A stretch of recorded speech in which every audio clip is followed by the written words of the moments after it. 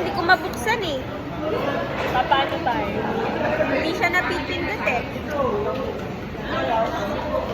Ano ba? Pinatay ko eh. Pasis tayo. Sarap.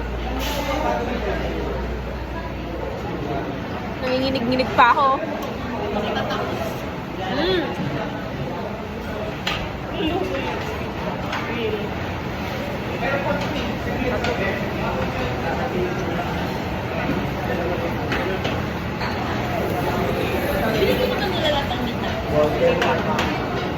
Ay, yung sa ito, oo. Pero yung sa barbecue,